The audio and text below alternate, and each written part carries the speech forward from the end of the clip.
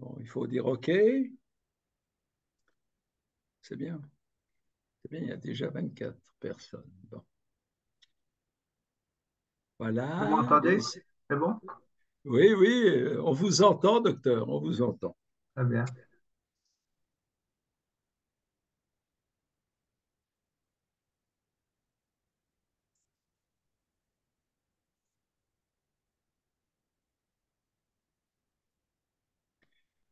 Eh bien, je pense pour ceux et celles qui sont en train de nous rejoindre et que je salue pour ce webinaire qui va nous présenter un phénomène tout à fait spectaculaire. Un phénomène qui est spectaculaire par son audace, par ses caractéristiques technologiques, par son ancienneté.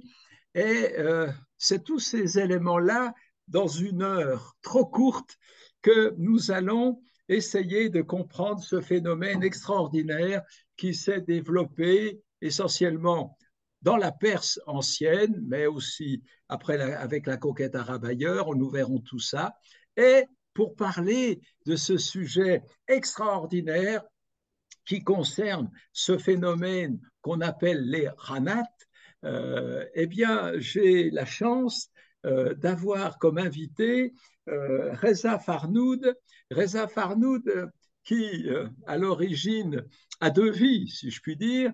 Il a une vie scientifique tournée vers la médecine, puisque aujourd'hui il est ingénieur de recherche en cancérologie à l'hôpital Bichat à Paris, mais que dans sa deuxième vie, il a l'âme d'un historien et il a déjà publié un certain nombre d'ouvrages en persan sur des atlas concernant la Perse à l'époque sassanide, à l'époque saljouride. Il s'est même intéressé à la cuisine iranienne.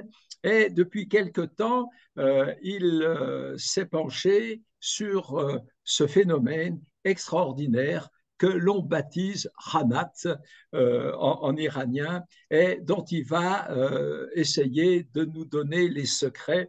Mais je dis bien, c'est un phénomène tellement extraordinaire qu'en une heure, on n'a pas la prétention de faire tout le tour. Peut-être qu'on reviendra à d'autres occasions. Toujours est-il, mon cher Reza Farnoud, bienvenue à notre GovTegu et je vous remercie d'avoir accepté mon invitation, le Centre franco-iranien aussi.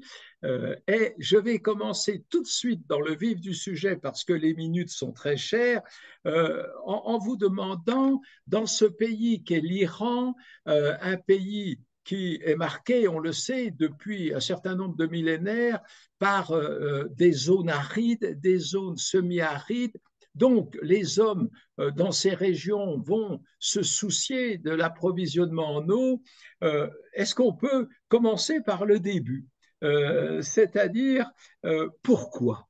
Pourquoi un phénomène comme celui-là, sur lequel on va revenir, est-il apparu? Bonjour à toutes, bonjour à tous. Merci beaucoup, Monsieur Voisin, pour votre invitation. Merci également à l'association pour cette aimable invitation. Voilà, je vais essayer de développer certains aspects des Khanats iraniens, sachant que, effectivement, comme vous dites, au nord est trop court et on serait trop courte et probablement imparfaite sur plusieurs aspects. Voilà, on essaiera de répondre à des questions si le temps permet, et puis sinon, peut-être d'autres occasions nous permettra de développer encore plus ces choses-là. Formidable. Alors, pour répondre à votre question, je passe le premier. Voilà, il faut Voilà, faire. pourquoi? Alors, si vous voulez bien, je vais commencer par une petite histoire. C'est l'histoire d'un TP, comme on dit. C'est un colline archéologique, pas loin de la ville de Kashan, au centre d'Iran. Ça s'appelle le TP Sialk, ou voilà, qui a quelques kilomètres de Cachan. Et quand on regarde vers le nord-est, c'est ça qu'on voit. C'est quasiment à 10 kilomètres au nord-est de ce TP préhistorique. On voit un désert sec, aride, quasiment salé. Et on se demande, mais pourquoi ces gens-là, il y a quelques milliers d'années, se sont installés à cet endroit-là? Est-ce qu'on a à peu près une idée de l'ancienneté de cette colline, donc artificielle qu'on baptise Teppé, sur Oui. laquelle les hommes se sont installés? Il y aurait à peu près combien d'années? On pense que les premières installations montent à 6000 ans. Ah, D'accord. Donc à peu près 4000 ans avant Jésus-Christ. voilà, quelque chose comme ça. Les premières installations, on va dire, importantes. D'accord. Voilà. Dans une zone qui était déjà, est-ce qu'on le sait, qui était déjà désertique comme ça? Alors voilà, c'est ça la bonne question. C'est ce que je voulais vous montrer. En fait, la question qu'on se pose, pourquoi ils se sont installés là-bas? La vérité, c'est que quand ils se sont installés là-bas, le paysage était ça. Ah, c'est pas tout Le à fait. paysage était ça, et on a des preuves, bien sûr archéologiques, on a également des preuves en images comme ça, parce que les habitants de Sial, ils ont dessiné les flamants roses sur leur vaisselle. Voilà. Sur Ça, c'est poterie. un vaisselle qui vient du musée de Louvre, qui date d'il y a 4000 ans, 4000, 3500 ans. Voilà. Donc, il s'est passé quelque chose. Il s'est passé quelque chose à, entre, on va dire, entre quatrième et premier millénaire avant notre ère. Il s'est passé quelque chose, et ça, c'est un réchauffement climatique et un assèchement progressif de la région. Donc, la réalité actuelle, enfin, à partir du premier millénaire, c'est ça, mais l'imaginaire des habitants d'OTP de Sial, qui est probablement des habitants de Cachan actuels, c'est ces flamants roses qui restent encore dans leur imaginaire. Voilà. Donc Et pour nos amis, pardon oui, Reza, oui, pour bien nos sûr, bien amis sûr. qui ne connaissent pas tous foncièrement l'Iran Oui, par cœur, on peut oui, dire que nous sommes à 200 kilomètres grosso modo au sud-est de Téhéran oui, et dans ce qu'on appelle ces hauts plateaux centraux du territoire iranien. Hein, on est d'accord? oui, exactement, exactement, exactement. Donc, devant cette réalité-là, on peut supposer qu'il y a une grande partie de la population qui ont émigré ailleurs, comme ça se fait actuellement dans les régions D'accord. désertiques d'Afrique ou ailleurs. Mais ce qui est assez incroyable, c'est que une partie de la population, ils ont décidé de rester, et ils ont décidé de réaliser cet imaginaire par des moyens, on va dire, très astucieux. Alors, voilà. Donc, ils ont fait ça. Donc c'est la Ça, c'est un jardin. compensation. Voilà, Voilà. ça, c'est un jardin qui est à quelques kilomètres de Du Tépétial, qui site, est à là. quelques kilomètres de la ville de Cachan. Ça s'appelle Jardin de Fine. C'est un magnifique jardin. Bon, ça, c'est de l'époque safavide, mais le jardin existait avant. Donc voilà, donc ils ont mélangé la réalité et l'imaginaire, et ils ont créé ça. Alors, pour faire ça, ils Oui. avaient besoin des choses particulières, des, des instruments, on va dire, astucieux, technologiquement très Donc, développés. voilà. Donc, il va falloir imaginer évidemment quelque chose pour aller retrouver de l'eau là où elle a disparu. Exactement, exactement. D'accord.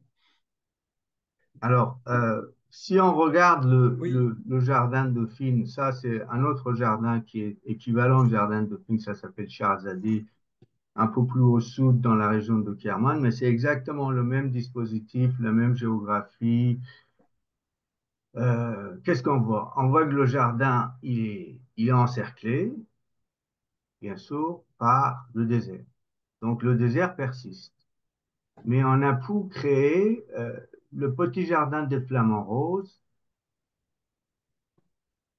avec euh, dans un géographie complètement désertique et hostile.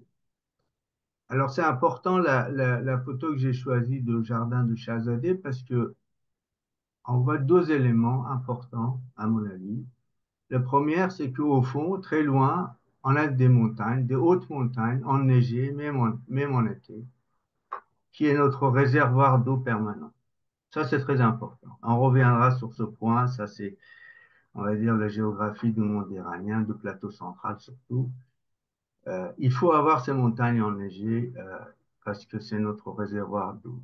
Mais quand on regarde, quand on zoome en haut de l'image, on voit une série de puits linéaires Vous qui allez viennent, nous expliquer tout ça après, voilà, de effectivement. la montagne vers le jardin. Et ça, c'est le canal. En fait, le canal, c'est l'instrument qui, qui a permis à nos habitants de plateau central d'Iran de créer, de recréer leur paradis, de recréer leur flamant rose. Voilà. Voilà pourquoi. D'accord. Et nous allons donc, enfin, nous pouvons observer aujourd'hui encore donc ces types d'aménagement, cette réaction, on va dire, à un événement climatique qu'on soupçonne d'un assèchement. On le retrouve donc sur toutes les zones arides et semi-arides iraniennes. Oui, oui, oui, effectivement, oui, oui, oui, oui. À partir de première millénaire, la partie centrale d'Iran est devenue semi-désertique, voire désertique. D'accord. Il y en a des endroits qui sont les endroits les plus chauds de la planète. D'accord. D'accord, d'accord. Donc là, nous sommes dans la géographie. On est en train de comprendre cette géomorphologie de l'Iran qui va, en fin de compte, aboutir à la naissance de ce phénomène technologique, parce que appelons-le comme ça. Exactement, exactement. Alors, on vous écoute. Donc alors, bon, là j'ai choisi une phrase de Monsieur Doplano, un géographe français très connu, un des grands spécialistes du monde iranien, qui résumait un peu ce qu'on vient de dire. Il a écrit: l'aboutissement de tout cela secoue ce que le géographe que je suis osera appeler le paysage rural iranien. L'opposition radicale et contraignante entre le noyau intensément travaillé, où se manifeste plus ou moins la bonté divine, Oui, c'est et ça. la périphérie inculte et errant, les démons. Cet idéal de fécondation d'un territoire central où s'exprime l'ordre à la fois sensible et moral qui doit régler l'existence, il s'incarne à merveille dans l'aménagement de jardins qui faisait déjà l'admiration des Grecs et qui sera jusqu'à aujourd'hui la quintessence de l'art de vivre de Platon. Voilà. Euh, bon, en passant, je pense que tout le monde le sait, le mot paradis vient du mot persan pardis, qui veut dire le jardin. Voilà. Alors, il faut qu'on arrive à Voilà. imaginer. Alors effectivement, c'est ce qu'on a déjà un peu abordé, ces plateaux, enfin la détermination géographique, l'appellation qui est retenue par tout le monde, on appelle cette zone centrale de l'Iran les hauts plateaux iraniens. Je Oui, vous en prie. Je vous oui, en prie. exactement. Alors, pour comprendre un peu mieux tout ce qu'on vient de dire, il faut décrire brièvement, rapidement, ce qu'on appelle le monde iranien. Voilà, ça c'est une image, on va dire, de, de Satellitaire, monde oui. iranien. Voilà, c'est en gros, c'est des montagnes qui entourent les déserts. Et tout cela entre deux mers, le mer Caspien en haut et le golfe Persique et le mer d'Oman en bas. En bas. Voilà. Et ça, c'est, on va dire, la même chose de façon schématique sur lequel j'ai présenté l'emplacement de Sialk. Voilà. pour que vous voyez, il est vraiment pas loin du désert central qu'on appelle le Dasht Kavir. Et l'autre grand désert au sud, le désert du Lout. Exactement. Alors ça également, j'ai ajouté ce diapo juste pour dire que le monde iranien n'est pas seulement une entité géographique, mais c'est également une entité politique parce que cette partie du monde a été jusqu'à il y a pas longtemps associée à des grands empires et des gouvernements plus ou moins impliqués, mais qui a eu toujours une histoire commune. Voilà. Et donc là, ce que l'on voit, ce sont les grandes régions de la Perse du XVe siècle, d'après le Oui, titre de ouais, votre carte, hein, exactement. qui débordait évidemment sur l'Iran d'aujourd'hui, qui Oui, était un peu moins grand que les dimensions des grands empires qui avaient précédé. Donc on est dans l'entre-deux là. Voilà. oui, oui, oui. Mais on peut également trouver la même carte pour l'époque achéménide, c'est-à-dire il y a 500 ans avant notre ère, ou l'époque plus tardive. C'est toujours les mêmes entités, les mêmes régions et les mêmes. Oui. Alors j'ai une question. En Ouais. quoi cette carte enfin, apporte-t-elle quelque chose dans la compréhension des Khanats? Bah, je vais vous le dire. J'ai également j'ai voulu vous dire que Ah oui, ça le c'est. monde iranien, c'est-à-dire l'entité régionale qu'on vient de voir rapidement, n'est pas seulement le désert central entouré des montagnes. En fait, on peut identifier trois types de territoires. Des territoires ici en bleu qui sont des territoires où il y Très a humide. une forte précipitation. Donc, l'agriculture est faite essentiellement avec l'eau de pluie.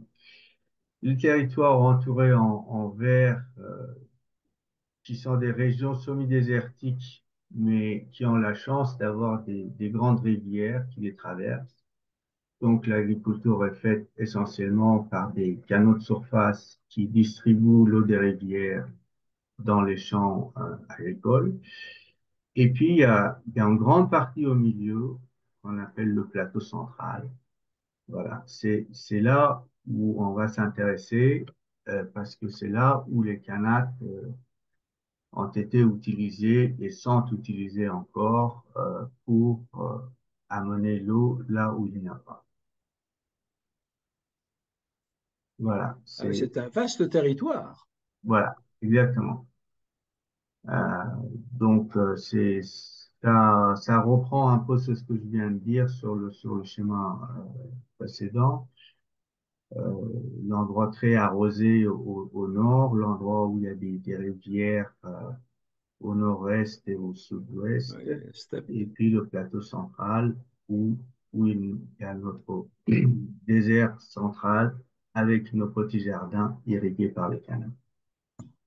Et je dis jardin, mais en fait, la vérité est beaucoup plus vaste que ça, parce qu'on a des grandes villes comme Téhéran qui étaient irriguées par centaines de canaux jusqu'à il y a pas longtemps, jusqu'à 40-50 ans. Nous rentrerons là-dedans un peu plus tard. OK. Exactement. Alors voilà, j'aime bien ce schéma parce que ça décrit un peu le plateau central. Euh, on a les hautes montagnes qui entourent le désert salé, mais ce qui est important, c'est qu'entre les grandes montagnes et le désert salé, il y a une partie. Il y a une partie qu'on peut appeler entre montagnes ou piémont. C'est là où euh, notre civilisation inter-iranienne s'est installée dans le plateau central. Mhm. D'accord. Alors, si on reprend le même schéma et si on le met sur l'image du monde iranien, en fait, on a C'est ensemble. plusieurs déserts salés entourés par des montagnes. Voilà. Est-ce qu'il y a est-ce qu'il y a une raison quant à la grosseur des cercles sur votre carte là? Parce qu'il y a des petits cercles, il y a des gros cercles. Oui. Alors, est-ce que ça indique quelque chose, cette différence de diamètre entre les... Euh, euh, bah, oui et non, c'est-à-dire que c'est un schéma général. Après, selon les cas, il faut voir cas par cas. Il y a des endroits où le désert salé central est tout petit et les Ah oui, montagnes sont beaucoup plus épais et d'accord, importantes et d'accord, imposantes. Et il y a des cas où par exemple, dans le cas du désert salé central iranien, il est énorme le désert et les montagnes sont beaucoup plus loin et la partie, on va dire, le Piémont est bien éloignée et étalée. Donc voilà, voilà. Donc là, ici, j'ai repris le même schéma pour vous dire que les grandes montagnes enneigées, ils sont là. Le désert salé, il est au milieu. Et entre les deux, c'est là où, avec les canates, on peut créer des jardins et des villes.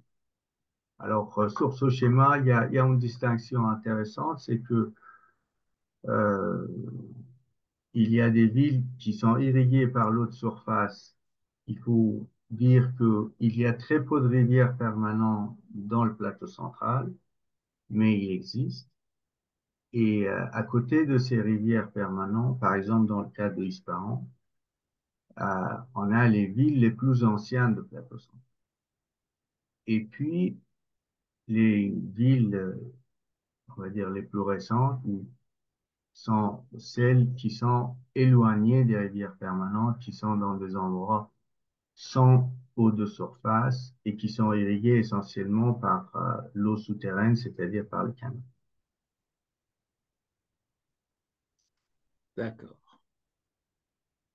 Voilà. Donc, Je pense que maintenant on arrive. alors, oui, ça serait intéressant d'aborder maintenant, alors, de quoi parle-t-on quand on utilise le vocabulaire, ce mot qui est si important en Iran, mais pas seulement en Iran, on reviendra aussi après sur l'extension de ce phénomène technologique, les Hanat.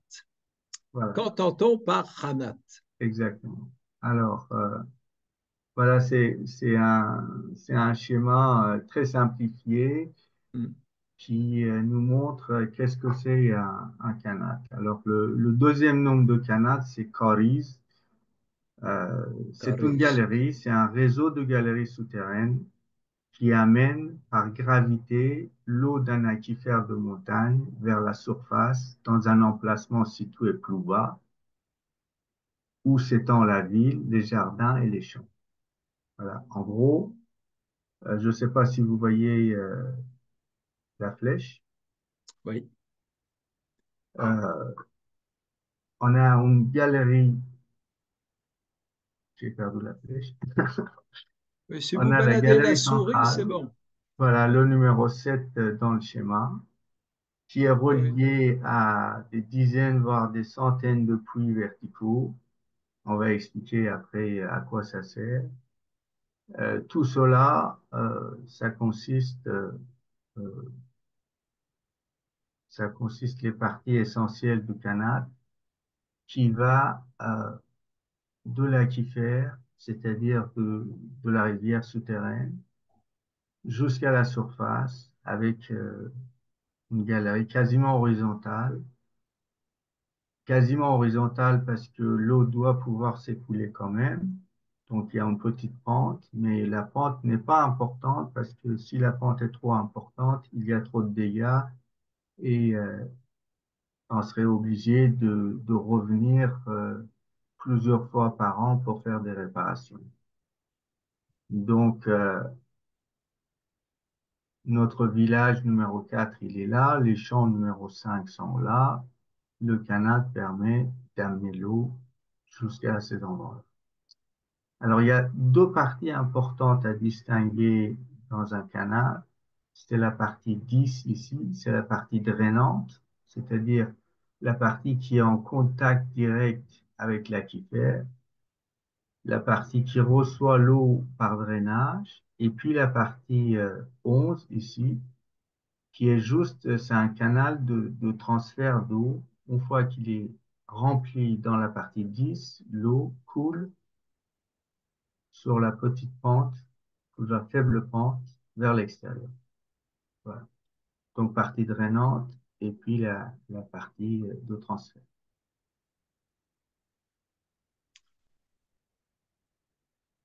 Oui, Voilà. Si on voit par le haut, euh, le paysage iranien, on n'est pas étonné de voir des images comme ça. Alors, l'image qui est en haut de l'écran, c'est des tracés de dizaines de canaux. Les canaux les plus anciens où les puits d'aération ou les puits verticaux sont quasiment abîmés et détruits. Et puis les canaux les plus récents où on distingue clairement les puits d'aération. oui.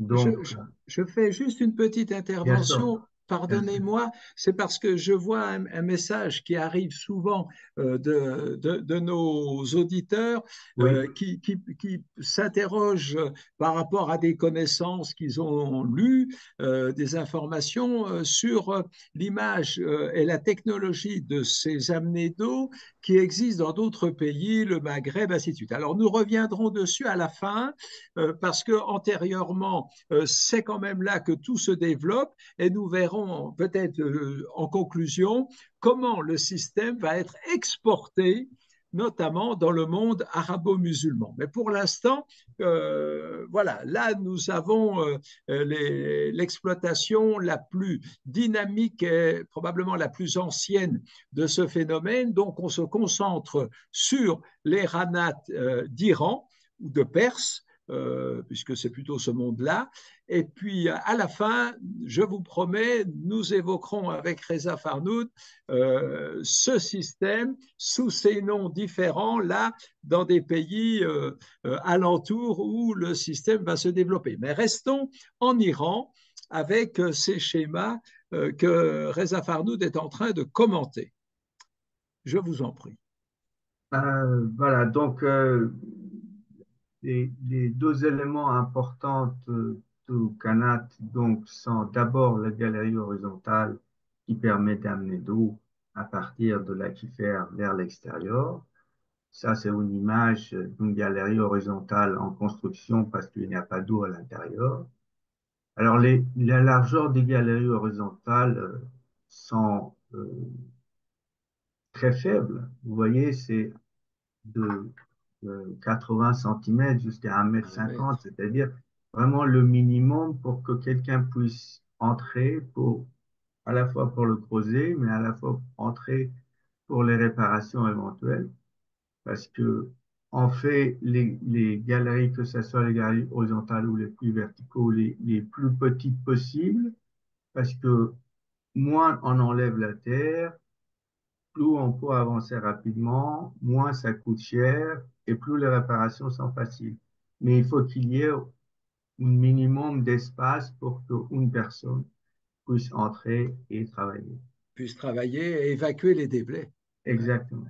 Et par contre, les longueurs de ces galeries horizontales, ça peut être moins de 50 mètres, mais on a des canaux monumentaux qui peuvent aller jusqu'à 80 km. Je ne sais pas si vous imaginez 80 km creusés, des galeries horizontales avec une largeur de à peine 1 mètre.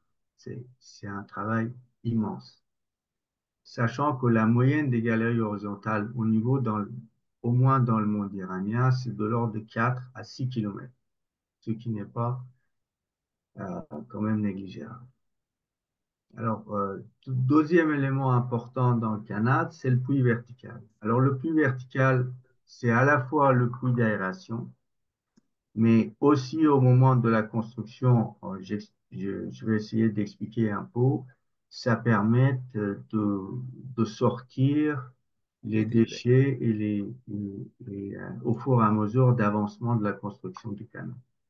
Donc, les puits verticaux, c'est plus ou moins le même diamètre que les galeries horizontales. Leur longueur ça peut être de l'ordre de 10 mètres jusqu'à 300 mètres.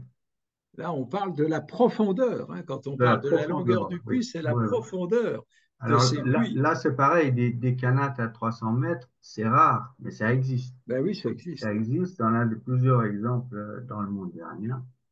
Ça aussi, encore, Oh, ça. il faut imaginer que le nombre moyen des puits verticaux par canal, c'est entre 10, pardon, excusez-moi, c'est entre 10 et 2000 puits verticaux. C'est énorme. Pour un ranat, pour un ranat, d'accord. Exactement. Voilà. Et ça, la longueur moyenne des puits, c'est de l'ordre de 10 à 50 mètres, c'est-à-dire équivalent d'un appartement de 20 étages. Donc, c'est quand même énorme. Ouais. Et juste pour finir, l'image qui est en bas de l'écran à gauche, ça montre un village canadien, si on peut dire, une petite tache, Oasis, quoi. voilà, une petite Oasis. tache foncée avec des lignes de canal qui montent de bas vers le haut pour nourrir le village. Voilà. Ouais. Quelque chose que l'on voit très bien quand on est en avion et, enfin, et que l'on atterrit dans ces villes du désert iranien et qu'on perd de l'altitude, on voit ces alignements comme sur cette photo centrale supérieure Oui, avec ces ouvertures de puits qui dessinent comme des chapelets dans le territoire qui se croisent. Parce qu'il y a une complexité, vous allez nous en parler. Là, on voit, il y a des ranates qui se croisent, il y a des ranates qui doivent passer les uns sous les autres. oui. Vous pouvez nous parler de ces complexités d'aménagement? Oui, oui, oui. Alors, décrire ça, c'est compliqué, ça demande un peu de temps. Je ne sais pas si on arrivera Je vous en prie, allez-y, allez-y. à expliquer tout ça, mais voilà, c'est ce qui est important, c'est de comprendre que l'importance essentielle des canates fait que on a fait appel dans le temps, sur de temps long, sans, des centaines, voire des milliers d'années, on a creusé des canaux en Iran. Donc forcément, on a été obligé de passer des fois sur les canaux anciens, des fois à côté des canaux anciens, euh, qui a posé des problèmes à la fois techniques, mais aussi juridiques, parce que les propriétaires des anciens canaux n'étaient pas forcément d'accord que les propriétaires des nouveaux canaux passent à côté, parce que ça diminue leur apport d'eau. Enfin voilà, tout ça, ça, ça fait, euh, ça fait que on est vraiment dans une sorte de civilisation très particulière qu'on essaiera de développer, j'espère, un petit peu à la suite de cet exposé. Parce que là, vous avez abordé un aspect qui est celui déjà du droit. Oui, C'est-à-dire, on comprend bien que l'eau étant une nécessité vitale et rare, on ne va pas la gaspiller. Donc, tout le monde n'aura pas la même possibilité d'accéder à l'eau. Il y a des règles qui oui, ont existé. On a des témoignages de l'ancienneté de ces règles, de cette gestion de l'eau. oui, oui, oui, on a des textes au moins de l'époque sassanide, c'est-à-dire 500 ans, euh, Oui, enfin, oui, il y a voilà, de 2000, 4e ou ça, 5e siècle après la après naissance du Jésus-Christ, Christ. voilà, qui décrivent des aspects juridiques de la gestion des canaux. Et après, à l'époque islamique, c'est-à-dire à partir du 8e, 9e siècle, on a plusieurs livres et des documents qui décrivent tous ces aspects-là, oui, effectivement. Voilà. Est-ce qu'on arrive cette fois à aborder, alors justement, le ranat dans la vie des paysans iraniens? Est-ce qu'on en est où là? Oui, oui, oui, mais si vous voulez bien, je voulais Oui, juste allez-y. préciser quelques caractéristiques intéressantes au canal, parce que qu'on finit un peu avec la description Exact. Oui, de oui. cet instrument avant de voir comment il est utilisé ou il a surtout été utilisé dans le monde paysan jusqu'à il y a encore une dizaine d'années. Alors, la première caractéristique intéressante, c'est que le canal ne nécessite aucune source d'énergie extérieure. Une fois que l'installation est construite et mise en place, l'écoulement de l'eau se fait simplement par gravité. Et ça, c'est une caractéristique très importante par rapport aux moyennes motorisées actuelles qui sont les pompes Les pompes. submergées dans des puits profondes ou semi-profondes parce que ça ne demande pas d'électricité, ça ne demande pas de l'énergie et l'écoulement de l'eau et la source d'eau se fait de façon, on va dire, gratuite. Donc, complètement écologique, si on veut Très utiliser important. le terme actuel. La deuxième caractéristique, c'est que le débit de canal est proportionnel aux réserves en eau de la nappe aquifère. C'est-à-dire que le canal utilise le maximum de potentiel en eau de sous-sol sans jamais dépasser ses capacités naturelles de régénération. Ça, c'est aussi très important, c'est-à-dire on n'épuise jamais, euh, quand on fait appel à un canal, on n'épuise jamais la nappe phréatique, on n'utilise jamais l'eau souterraine et donc on peut avoir des canaux qui fonctionnent des centaines, voire des milliers d'années. On a des canaux qui sont a priori sur place depuis l'époque achéménide en Iran, c'est-à-dire il y a plus de 2000 ans et qui sont encore fonctionnels. 2500 ans. Euh, et enfin, le troisième caractéristique, c'est que le canat si le canat est entretenu correctement tous les ans, il peut fonctionner des siècles. Et c'est ce qu'on vient de dire, c'est-à-dire qu'on peut avoir des canats millénaires dans le monde iranien qui sont toujours en service. Voilà. Voilà. On peut ajouter que les études qui sont menées actuellement par le Centre d'études des Ranat dans la ville de Yazd, qui est la capitale du grand désert iranien, ce centre de recherche spécialisé sur les Ranat estime pour les Ranat connus à 40 000 kilomètres au total, avec aujourd'hui 15 000 kilomètres qui sont encore en activité. Oui, oui, oui. C'est Oui, oui, important. les canats sont en activité, mais je ne sais pas s'il faut dire malheureusement, mais la réalité, c'est que l'utilisation des puits profondes avec des pompes électriques Oui, a été développée dans les 50 dernières années de façon très importante en Iran, oui, ce qui a permis bien sûr l'augmenter la production agricole de façon impressionnante, mais le revers de médaille, c'est que maintenant on a un gros problème de manque d'eau et l'affaissement de terrain et voilà. Donc oui. Oui, oui. euh, On peut dire, c'est vrai, on peut dire aujourd'hui qu'il y a une grande réflexion qui est conduite en Iran devant ces conséquences, quelquefois irréductables. Et donc, le Ranat, j'allais dire, retrouve ses lettres de noblesse. oui, Il y a de plus en plus de centres de recherche et de formation pour les collectivités qui veulent réutiliser, refaire fonctionner, on va dire, les RANAC, parce qu'ils demandent des entretiens réguliers.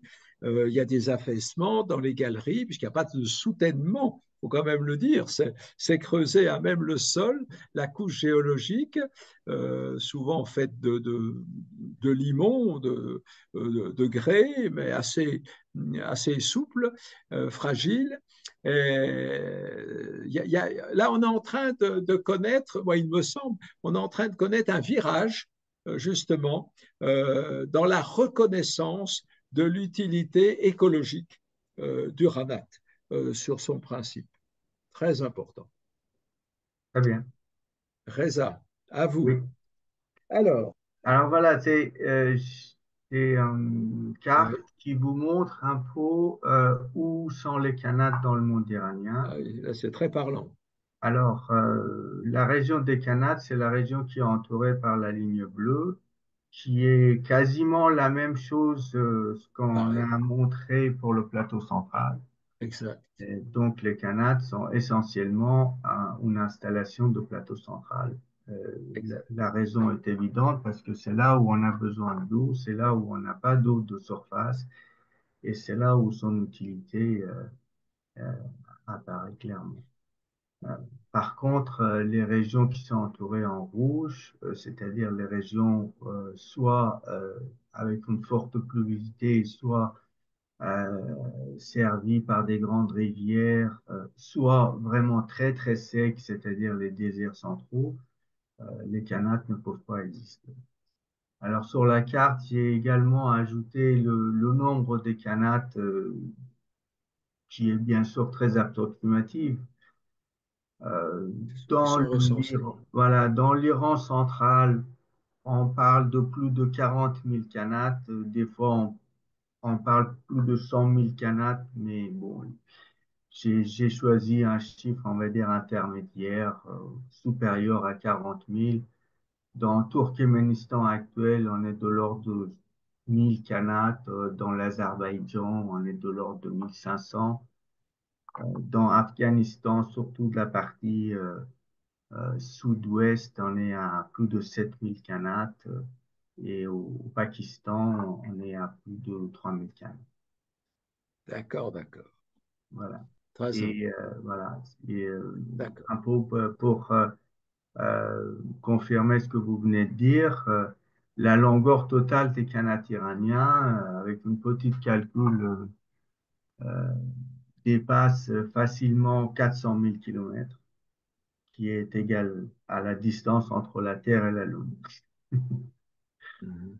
C'est Ouais, juste ouais, pour vous montrer l'immensité de travail ouais. et le résultat étonnant qui a, qui a pu se faire avec les canaux. D'accord. Alors, abordons l'aspect sur la relation entre le Ranat et puis la vie agricole, puisque c'est quand même le nerf de la guerre. Enfin, pas seulement agricole, parce que c'est Oui, aussi l'alimentation en eau des populations dans ces villes du désert. oui. Alors, pour vous donner une idée de la quantité fournie, de quantité d'eau fournie par les canates, alors les chiffres que j'ai pu trouver, ça concerne les années 1960, c'est-à-dire Oui, c'est vrai. avant l'explosion d'utilisation des Des puits pompes. avec des pompes électriques et donc la diminution très importante de quantité d'eau des canates.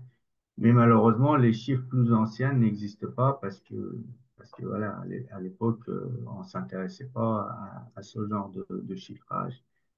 Alors, on pense que le débit total de tous les canaux iraniens, voilà, c'est de l'ordre de 1,8 million à 2,7 millions mètres cubes par heure, ce qui est équivalent à un tiers de débit de Nil au niveau de la ville de Caire et qui est le 2 fois de débit de l'Euphrate au niveau de la ville de Bagdad. C'est pour ça que sur le schéma à côté, j'ai dessiné deux Euphrate qui traversent le plateau central d'Iran grâce au canal.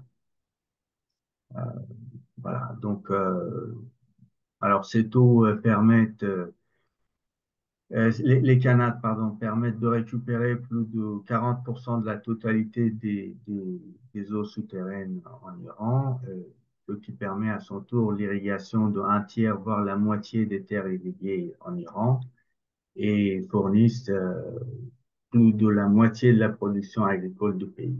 Tout ça, c'était dans les années 60. Les chiffres ne sont plus corrects à l'heure actuelle parce que l'agriculture mécanisée a changé les temps. Exact. Voilà, là, j'ai cité une petite phrase de Henri Gobelou, le grand spécialiste des canaux iraniens. il disait qu'en 7 siècles de travail acharné, les Hollandais ont conquis sur le marais ou sur les mers 1,5 million d'hectares. En 3 millénaires, les Iraniens ont conquis le double sur le désert. Tout ça grâce au canal.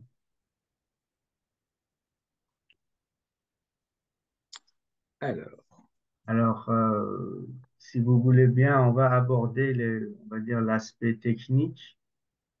Euh, Comment on construit le canal? on l'a déjà fait, ça, non? Ah non, ah oui, oui, ah oui. Comment on construit? Oui, oui. Comment on construit, oui. D'accord, voilà. On n'a plus Euh, que 10 minutes. il nous reste 10 minutes. Oui, donc il Bon, faut. alors ça va, je vais Mais essayer c'est d'aller, très important, ça. Très intéressant, ça, oui. je vais essayer d'aller vite. Alors, il faut savoir que pour construire un canal, on construit d'abord un puits vertical euh, qui, euh, qui correspondrait, une fois que le canal est construit, au puits vertical le plus grand, qu'on appelle le puits mère. Alors, ce puits, il descend jusqu'au niveau de nappe phréatique. Et une fois que ce puits est construit et on a une idée de profondeur de nappe phréatique, de l'aquifère et de la pente de terrain, on choisit l'endroit où on espère pouvoir faire sortir l'eau, ou là où il y aura le futur village ou le futur installation agricole. Donc, on commence en deuxième étape de cet endroit-là et on creuse de façon quasiment horizontale vers la partie basse depuis Mier. Et tout en creusant, on ajoute les puits verticaux les uns après les autres pour pouvoir à la fois aérer la galerie horizontale en construction, mais également pour pouvoir vider les déchets et les terres pour pouvoir avancer dans la galerie. Alors, il faut savoir que des fois, on est obligé d'utiliser ce qu'on appelle des cavales. On reviendra là-dessous, c'est parce que la terre est trop fragile et qu'il y a le risque d'effondrement de toit de galerie est trop importante. Et on arrive à la fin, dans la cinquième étape, à la partie la plus délicate, la plus compliquée, la plus dangereuse pour les personnes qui creusent les canaux. C'est la partie où on touche l'eau, on touche le haut pardon, de Oui. l'aquifère, où on passe de la terre sèche à la terre mouillée, voir le gadou, voir les boues, voir donc, l'endroit est humide et très froid et le risque d'écoulement est très important. Et des fois même, on est obligé de creuser de bas vers le haut par une technique très spécifique et impressionnante utilisée par les Morani. Les Morani, ce sont les ouvriers spécialisés Ah, oui. qui creusent les canaux. Les Mohani. Exactement. Alors Oui, oui, voilà, ça. dans cette image, on voit les Mokani, qui sont des artisans voyageurs qui font un travail très spécialisé et dans des corps très hiérarchisés jusqu'à il n'y a pas très longtemps. Alors, sur l'image centrale, on voit le Kanat en construction avec les Mokani qui utilisent les treuils pour pouvoir descendre les seaux et pour pouvoir également descendre les personnes au fond et pour pouvoir retirer les déchets et les terres. Et puis voilà les femmes au cavales, c'est-à-dire des anneaux de terre cuite en forme ovale qu'on utilise pour renforcer éventuellement si c'est À nécessaire certains endroits, à certains endroits, c'est bien peu sûr. utilisé. Absolument. Moins on en utilise, moins Mais, ça coûte cher. Donc, bien sûr, la bien sûr. construction de canaux pour aller plus vite et ça arrange tout le Ouais, monde. Voilà. ouais. il faut Très bien. savoir que les mécanis font un travail qui est très long, très pénible et très dangereux.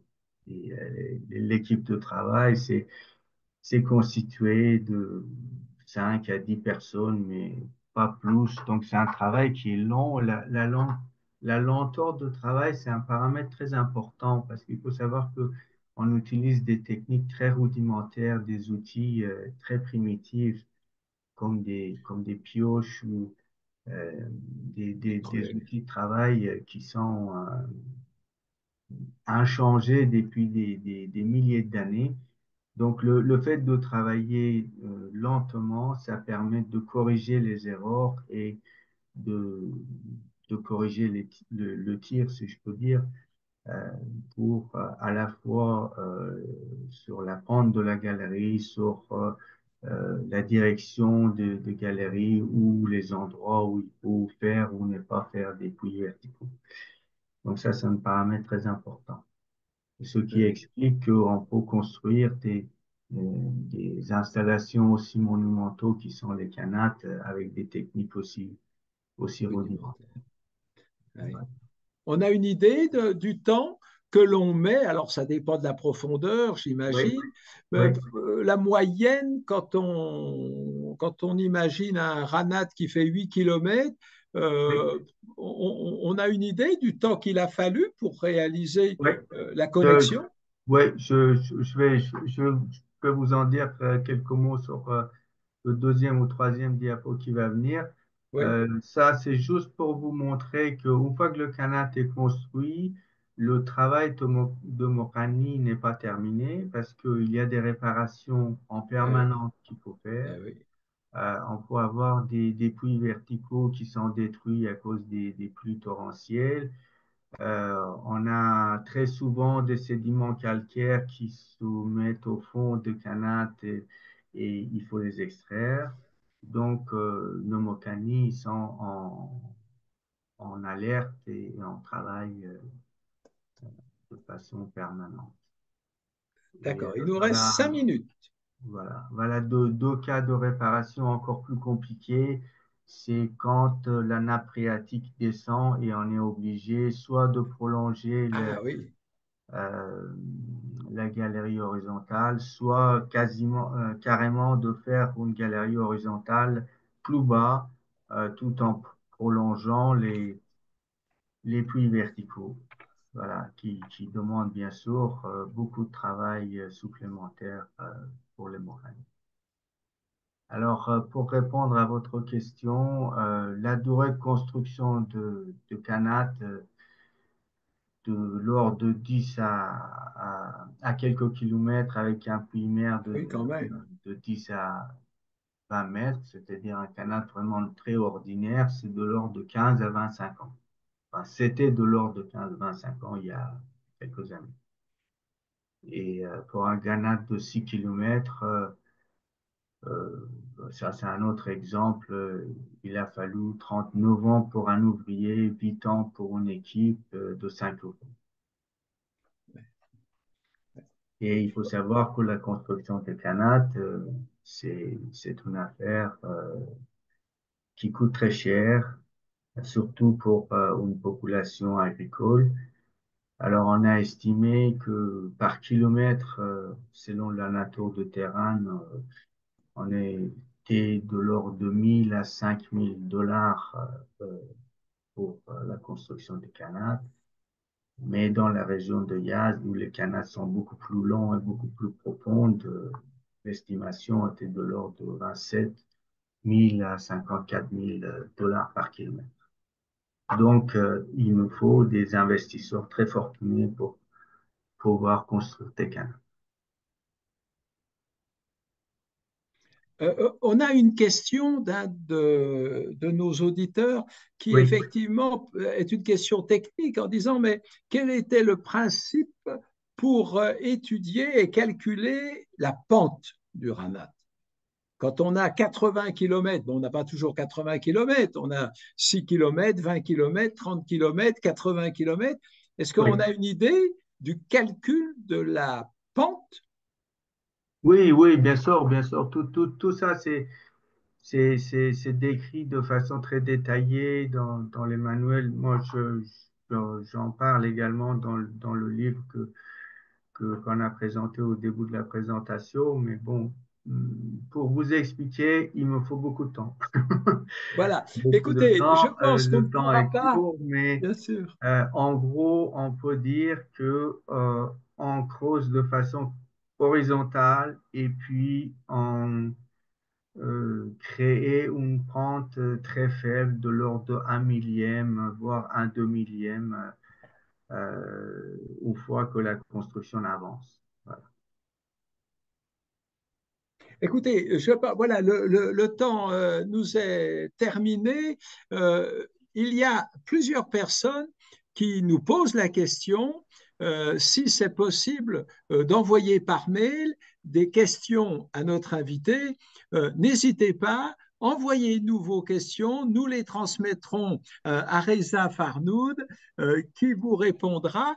Mais on a déjà un certain nombre de réponses dans le tome 1 de cet ouvrage qui s'appelle Histoire des Ranades dans le monde iranien, de la géographie aux hommes, qui est paru récemment aux éditions de l'Harmattan, donc de la plume de Reza Farnoud, avec une préface de Marcel Bazin, qui a travaillé en Iran, qui est ethnologue, géographe. Un tome 2 arrivera, qui là parlera, je le pense, aussi et répondra à ces questions sur l'expansion des ranates hors du monde iranien, et notamment grâce à la conquête arabo-musulmane. Cette technologie va être récupérée et on va la retrouver dans tous les pays du monde arabo-musulman, pour aller jusqu'au Maghreb, mais même chose étonnante, jusqu'en Espagne, jusqu'à Madrid, où l'on a utilisé cette technologie. 1 heure, c'est trop court pour un phénomène multimillénaire, on est bien d'accord, mais nous voulions, pour ceux et celles qui nous ont écoutés, nous voulions, avec Reza Farnoud, vous faire partager un peu quelques traits de ce phénomène, parce qu'il n'y a pas d'autre mot, ce phénomène qui a alimenté depuis des millénaires les villes du désert iranien en particulier, et qui continue encore à vivre. Et je souligne et je salue nos amis de Yazd, dont certains nous écoutent aujourd'hui. Je pense à Ali Semsar, ancien directeur fondateur du Centre d'études des Ranates. Un travail remarquable se fait avec une documentation, une bibliothèque exemplaire. Et bon, aujourd'hui, le tourisme est un peu délicat et difficile, mais tout est organisé pour faire comprendre le fonctionnement des ranates autour de Yazd, qui reste la ville qui a obtenu la classification au patrimoine mondial de l'UNESCO sur ce thème des ranates, et l'on peut visiter jusqu'à des puits mers dont a parlé Reza Farnoud, donc le puits principal qui va chercher la nappe phréatique jusqu'à 120 mètres facilement, avec des escaliers qui ont été aménagés, et on voit l'eau sourdre de la nappe aquifère avant qu'elle parte dans le Ranat. Voilà, je voulais vous remercier tous et toutes de votre assistance, de votre présence parmi nous. Et puis, je remercie Reza Farnoud, et je vous dis probablement que dans, pas la semaine prochaine, mais dans un an, peut-être, nous continuerons, grâce à Reza Farnoud, à en savoir un peu plus sur les ranates et à vous faire voyager dans ce monde extraordinaire de cette adduction d'eau dans les déserts de manière écologique, il faut bien le dire. Voilà, merci à tous Merci et à beaucoup. toutes. Merci. Je vous donne rendez-vous pour le prochain Goftegou qui aura lieu à la fin du mois de novembre, le 3e mercredi du mois de novembre, comme d'habitude, et nous devrions parler ce jour-là avec deux spécialistes du théâtre moderne dans l'Iran d'aujourd'hui, depuis, on va dire, les années 60 jusqu'à aujourd'hui. Et nous essaierons de comprendre voilà, l'évolution, les modifications, les inspirations du théâtre contemporain iranien. Merci encore au nom du Centre franco-iranien à tous et à toutes. Et je vous dis à bientôt pour d'autres aventures dans la connaissance de ce monde étonnant. Merci Reza, à vous, et Merci puis beaucoup. à très bientôt À à très tout le monde. bientôt. À Voilà, bientôt. merci beaucoup. Au revoir.